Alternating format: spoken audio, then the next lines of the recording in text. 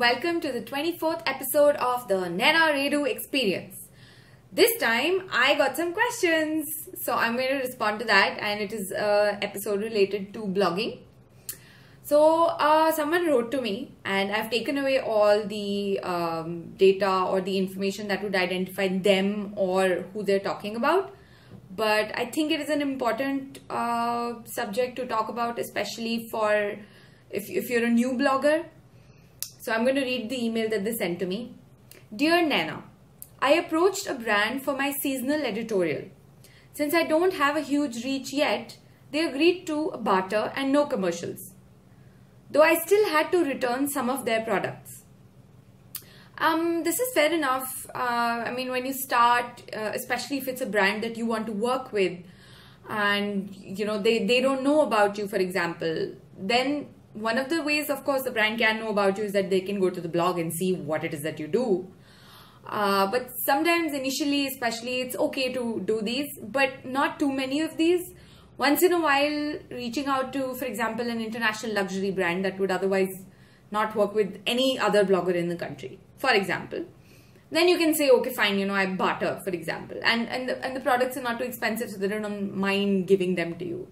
So this is fine. You can do that. You can do a collaboration where it is barter, but there are other ways of getting value out of doing such a collaboration. So the value a brand derives, for example, is that they get free publicity. They not free actually, the publicity in exchange for barter products, and you get to carry the brand's name on your blog and say that you collaborated with the brand and you shot an editorial, or that you wore their products or used their products, and legitimately this was something that you collaborated with the brand on. So it's nice to do something like this where the brand gets value, where you as a blogger, or if you have a social media following, your followers see that product, you talk about that product, you link to the brand's handle, you know, people who haven't heard of the brand start following the brand. So it's not just about whether you have a good reach or not. It's also about how well the brand is known. So not all brands are well known. There are a lot of smaller brands, for example, that are not like a lot of my audiences, for example, don't know about some of the niche brands that I end up working with. So this is like me introducing all 20,000 people on my Instagram to this brand. You know, I'm not saying all 20,000 will actually go and follow them or go and buy their products, but this is an awareness campaign for a very specific audience. So that's the value that the brand is deriving from this exercise. Okay, let me get back to the message. Though I still had to return some of their products. The shoot cost me a lot, as it should, and I even had a couple of bad experiences with the studio guy while shooting. Plus, I'm at the point of being broke. Oh my god. Okay, so first of all, you don't need to go to a studio person to get this kind of a shoot done. I don't care if it's an editorial. I don't care how much anyone's paying you. You don't need to go to a studio to get this shoot done. You ask a friend to shoot it for you. You ask your, like, sometimes, you know, Akanksha has done it for me sometimes. I've even had my dad shoot me once because neither Akanksha was available, neither was Bharat available. Sometimes Bharat does my shoots.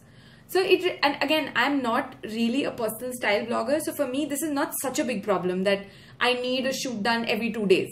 So I usually need a shoot done once in a month. So I'm okay with getting somebody to just shoot it for me. But studio, fuck no. I would never go to a studio to get something like this done, because I find that background boring. Like, what am I adding to it? I'd rather do it in my lawn, even if I repeatedly do it in the lawn, you know. So I don't think going to a studio, if you are going to a studio, please take someone with you. This is India. And, you know, I don't know where you live, but in North India, South India, no. So this best avoided. So work with friends. Find somebody who you know, who is even half decent with the camera. If you're good at editing, then you can edit it on your own. The posing is up to you. Setting the camera is up to you. Giving it to them is up to you. You just have to edit the photos. And ask them to shoot on the burst mode. कहीं ना कहीं कुछ तो मिलेगा. 4 photo मिलेंगे, पर मिलेगा कुछ. तो वो करो. Don't go to a fucking studio. Okay. Plus, I'm at the point of being broke. Okay. Yeah, not a good place to be. I've been there, so I understand what that's like. You will have to probably figure out ways of, you'll have to do projects, one where you can pay your rent, and you'll also then have to do projects for the, for prestigious projects, which probably pay you less, but they really boost your portfolio. And so you need to find a balance between that so that you don't reach a point where you're broke. Again, blogging is not easy. It takes time. I cannot stress on that enough. It takes time, a lot of time, and you have to keep doing it consistently and professionally, and you have to create your own reputation. So I feel really sorry if maybe you could borrow some cash from your folks. I mean, I've done that when I was completely broke. So I borrowed some money from them and I returned it to them once I made the money. But hang in there. After the shoot, the brand did not reshare my post, but said it looks great, and then asked me if I could send them those photographs in high resolution. In hindsight, that was not the best thing to do, but I sent it to them anyway. Now when I asked them when they would be resharing my photos, they said that they will let me know if they plan to, and left it off at that. I am feeling a little like I've been taken for a ride. You have. Undeniably. The brand has probably worked with influencers earlier, and the moment you approach them, they realize that you approach them on a back foot. And when you approach a professional commercial engagement on your back foot, they will step on you. So you need to, that is why I emphasize so much on professionalism. If you approach something professionally and you are transparent, there is no chance of you being on the back foot. You're here and you present that picture to them. If there are bloggers who say, oh, I have so many followers, and they've bought those followers, for example, there's not enough engagement, for example. It's not hard to tell that. Brands know that. And then, when you approach somebody commercially for a project and they realize you're trying to game them, guess what? In all likelihood, they're going to try to game you as well. Best to be transparent, best to be clear, best to decide beforehand what it is you want to do, and you tell the brand, this is what I want to do. And then you can negotiate a little based on, okay, if I'm charging, 100x and I'm giving you, 50 photos. So then the brand says, oh, but our budget is only 50x. So you reduce the number of photos and then you reduce the number of x as well. But you have to be clear. You have to tell them, look, this is what I do. Even if it is a collaboration where it is just barter, make a contract. Do you have a contract? Please just go online. Dude, when I started, there was nothing on the internet. Like, even on the internet, I wanted to know what a contract was. I didn't even know that I could make a contract. You can go online now. There are people who openly share their contracts. I have done it on my blog, where you can see how it's just a one-pager in which you can just write this one line saying that, and these are aspects that you will learn. It's also part of experience. Where, if a brand comes back and says, oh, we want high-res photos, can you send them to us? And then you send them to them. You are not going to be doing that again in the future, are you? So, like I said earlier, also chalk it to experience. But if you're a new blogger and you're listening to this, yes, photographs are valuable to a brand. They can be used to promote the brand further. If the brand has a large social following, they can share it on their social media. This is another one way in which you can get paid. For example, if you have a brand which has millions of followers on Facebook, for example, and you do a post for them, and they come back to you and say, okay, 100x, we don't want to pay you 100x, our budget is only 75x, for example, but what we will do is that we will share your post on our social media, do a campaign for a week and link back to your blog post. So that is a form of payment. Look, when people say barter, free mein kar diya, nothing is free. ठीक है ना? कुछ free नहीं होता है. So you have to find out what are the ways in which you can get paid. You get paid in kind or you get paid in cash, depending on what's important to you. So you'll have to figure out these things and see what you're comfortable with. Not everyone's comfortable with, oh, the brand has millions of followers on Facebook, so they'll share my post. Well, fine, you can share it. You don't want to share it, don't share it. This is what I charge for the work that I do. Okay, so it's up to you. But I'm just saying that these are the options available. And don't give high-res photos for free. If you do, there's a contract. You write down in the contract that I'm giving you these 10 images. This is the cost per image.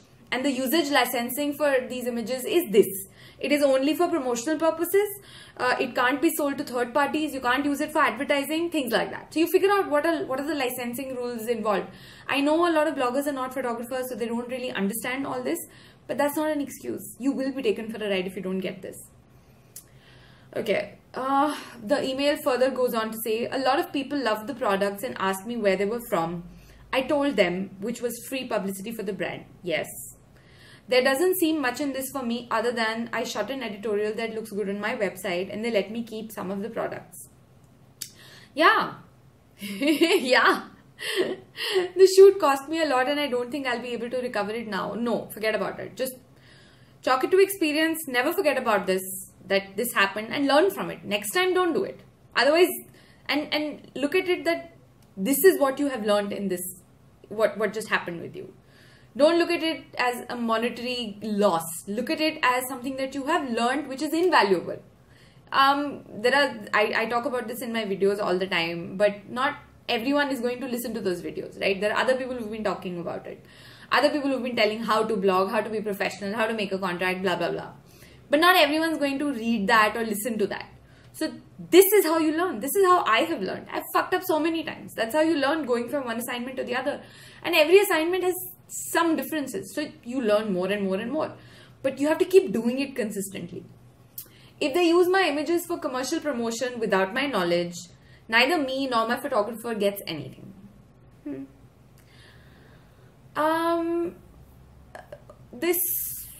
Look, the only recourse you have to this is to burn a bridge. So if you want to call them out publicly, if you see them using your images commercially, you can do that. But the problem here is that if there is no contract at all, then your emails can be used. If it has to be a legal matter, you can speak to a lawyer and figure out what your best bet there is. But it's not true that if they use your images commercially, you can do nothing. That's absolutely not true. There are quite a few people on social media, some people like me, who are very militant about this. Commercial usage of photographs without the express permission of the photographer is illegal. Yeah. So speak to a lawyer and figure out what the options are. If you want to preempt their usage, you can send the brand a polite email and say that, hey, in retrospect, I don't think I should have given the high-res images to you. Now that I have, I want to clearly state that they are not meant for commercial usage. Polite email. You're saying you fucked up and that you would like to clearly state in the email that, this is not for commercial usage. If the brand wants to use it on their social media, you're okay with that, low-res versions. But they can't use it for print or their promotional marketing material and to, give out to third parties or for advertising. You can do that. What do you think I should do? Am I expecting too much? No, not really. Why? This is not expecting too much. Look, it's like this. Technically, if, it's like someone comes to me and for example, if I'm shopping, and I say, oh, that product is really nice. And the person sitting at the store doesn't really know what the value of their product is and says, okay, this is for 200 bucks. Whereas actually it is for 2,000 bucks, right? I know it is for 2,000 bucks. So now it's my integrity to myself is whether I'm going to tell that person कि नहीं भैया ये 2,000 रुपए का है, आपको शायद पता नहीं है, 200 रुपए का, आप इसको check करवाइए. I would do that, but the brand didn't do that clearly. And so that tells you all you need to know about the person that you interacted with at the brand. And going forward, you will be more alert about this. So you're not expecting too much at all. Just stick to professionalism. There is no expectation there. That's how things just work. So you put it out in a contract, you lay it out there, then you manage expectations. Simple. How would you have approached this? And is there anything I should keep in mind so I avoid a situation like this next time? You already know what you need to avoid the next time. The first thing you need to do is you need to get a contract. When you have a photographer shooting for you, you have a contract with the photographer. When you have a contract with a brand, whether it is barter or commercial, you have a contract with that brand. You have a piece of paper that is signed which says, this is what is going to be done. I am going to do one blog story with 8 to 10 photos, and I'm going to do 8 to 10 social media updates on Twitter, Facebook and Instagram. This is the cost of all these things. If there is no cost, then in barter, these are the 5 products that you will be sending to me, which will be not returnable.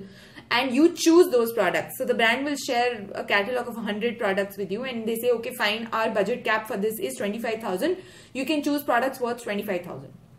Now, whether you choose one product or you choose 5 products or you choose 25 products is up to you, right? So you write all this down. You put it on email, you put it on the contract, and you say, fine, this is what we're doing. Khatam, everyone knows what is being done. There's no confusion. Nobody is taking anybody for a ride. Everyone got into it with agreement. So generally, then you won't have that issue ki arey high-res photos. So if a brand comes back to you after that contract and says, oh, we need high-res photos, then you say, okay, high-res photos ka cost is separate. You include that in the contract as well. That only the low-res images that are there on the blog, which in my case are always bottom-up, are usable by or reshareable by the brand on their social media accounts. But if high-res images are required for purchase or for licensing, that is not part of this contract. So that when the brand comes back to you for that, then you have a separate contract for that. And I have rates. I have rates for like, if the brand needs 10 high-res images, then this is the cost. If you need 10 to 30, then this is the cost per image. If you need more than 30, then this is the cost per image. So again, I'm a photographer, so I've been doing this for a while. But even as a blogger, I think you should have this because you are dealing in visual imagery here and it's visual marketing. So definitely have a contract. If you have any doubts, you please speak to the brand and say, look, this is what I want to do. I know I don't have a huge reach, but these are the things that I want. This is the story that I'm planning. What do you think? You will have to go to 100 brands till 5 say yes to you. So you're going to have to do that. It'll come with experience, and you will meet strange people. You will meet people who disagree with you, and people move from brand to brand. So it's not like if you've had a bad experience with one brand, you're going to constantly have a bad experience with the same brand, unless of course you interacted with the owner of the brand and they fucked up, and so then you can't do anything about it. So burning bridges, I mean, I really don't care. It's fine. Okay, it's work, hota hai. I might bitch about it. I might rant about it. Sometimes I might even call them out, using their name on social media. I try and avoid that though. But the point is, if this brand has done this with you, I'm pretty sure they've done it with someone else. Which is why it is important for the blogger community to talk amongst themselves and figure out which are the brands that fuck with bloggers. So that at least you go in knowing that, okay, there are chances of this being fucked up, or the chances of this not working out, or people at this brand talk too much and don't really do anything. So you go in with those expectations, and if something good happens, then well, you are not disappointed. Okay, so I hope that answers your question. I'm sorry it took so long to get back to you. Another question I had received was, how do you deal with negative, snarky, hate comments, if any? Okay, by who? Like on the blog or on social media? I just block people. It took me a long time to get to that point, but I just block people now. Straight away. Sometimes if I think that they might be coming from a place of logic and useful critique, I might indulge in a couple of exchanges. But if I see that they're just being an asshole, then I just block them. That's how you deal with hate, snark. You just block. And luckily all these platforms like Instagram and Twitter, they have block buttons. And blog पे तो वैसे भी आजकल कोई comment करता नहीं है. आते हैं comment, आते हैं, not just hate block comments. You get all those weird comments where I got one on Facebook where this guy was like, oh, take off your shirt and now remove your bra. Like seriously, what do? You block. Like I don't even waste my time reporting people now on Facebook because Facebook doesn't give a fuck. So you just block. Khatam. Don't pay attention. Kya, are they adding anything to your life? Criticism or critique, it is so hard to be a good critic. It is so hard because you have to look at so many things. Criticism also involves trust. If you don't trust the person, how can you take their criticism seriously? If you don't trust that the person has your best interests at their heart, you can't take them seriously. I would highly recommend reading Brené Brown's Daring Greatly. It's Daring Greatly. It has helped me deal with a lot of negativity online. She has this thing where she says that if you're not in the arena, I'm not interested in your feedback. So if someone is giving a snarky comment about your blog and they themselves don't have a blog, fuck them. They have no fucking clue what they're doing. So she has this, Brené Brown has this, 1 inch by 1 inch piece of paper, and you write down the names of people whose feedback you value. And apart from that, you just do not listen to anyone else. Khatam. So I'll give you an example. Many months back, I had just started shooting street style, and I just started posting it on Instagram. And some lady, I will leave all specifics out except that she was a lady, and she commented saying, India has such colorful clothes and colorful people and so much culture, and why are you putting photographs of westernized wear? This doesn't represent India. You should be shooting more Indian street style, So I went and looked at her profile. She doesn't live in India. She has never been to India. She's not a photographer. She's not a blogger. She has not shot a single photograph of street style. So I blocked her. She has no idea what I do, how I do it. She has no idea what it takes to stand for hours at one spot and get 5 street style photographs. She has no idea what the camera weighs. Like, she's fucking clueless. So yeah, I mean, she might have thought that she's leaving a very intelligent comment. Oh, this is how you should do street style photography. But fuck you, bitch. So yeah, that's how I deal with hate comments. And it's not easy. It's taken a long time to get to this place. I used to get bothered by everything before that. Usne ye bol diya, usne ye kaise bol diya. Oh my god, is my work so bad? Like, why does everyone hate me? Ah ha ha, boo. Not anymore. So yeah, thanks for listening to the 24th episode of the Naina Redhu Experience. Please ask me more questions. Cheers, bye.